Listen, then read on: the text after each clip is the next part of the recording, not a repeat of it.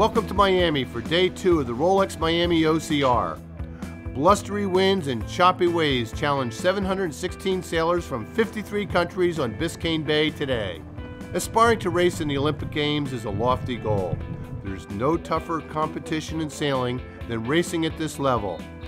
The competitors are mostly in their 20s and 30s, a few in their 40s and beyond. It takes years of training and racing to build up to this athletic skill necessary to excel. There are many necessary elements, including being at home on the water, learning to read the shifty winds, experimenting with sail trim, steering, and weight balance to optimize boat speed, being in top physical shape, and executing a tactical game plan that propels your boat into the lead. Let there be no doubt that every sailor here has a hungry desire to excel to achieve success.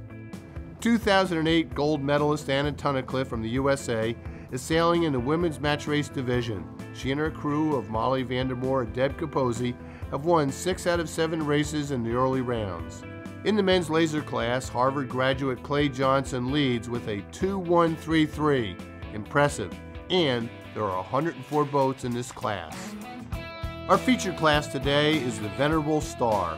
Brazilian Robert Scheidt is dominated with a 1-2-9-1. Scheidt won 2 golds and a silver in the laser class and a bronze in the Star in 2008. He is the man to watch. His crew is Bruno Prada.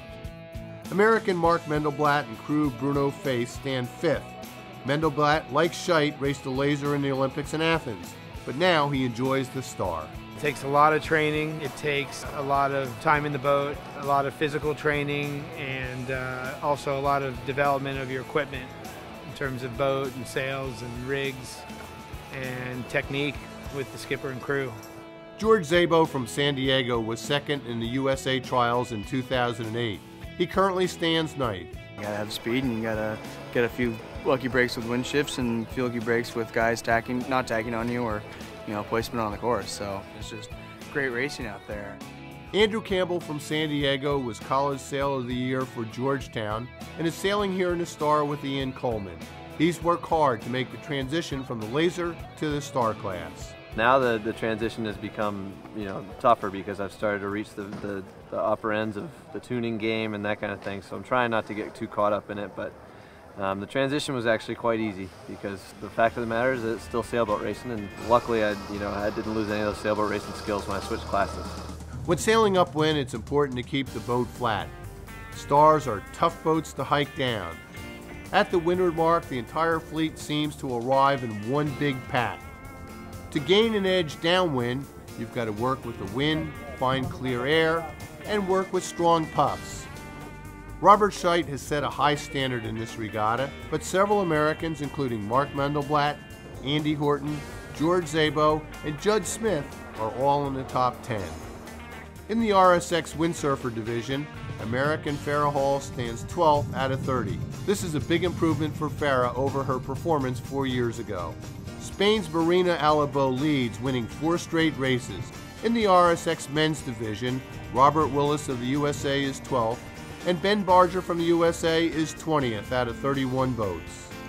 There are 3 Paralympic classes here for disabled sailors. The USA won a gold and a bronze medal in China in these disciplines. After 2 full days of racing, these sailors are in a fast groove. The philosophy is to keep working hard and improve with each race. Clearly, there's a lot to learn. I'm Gary Jobson. Thanks for watching. Keep checking back for our daily reports and added features.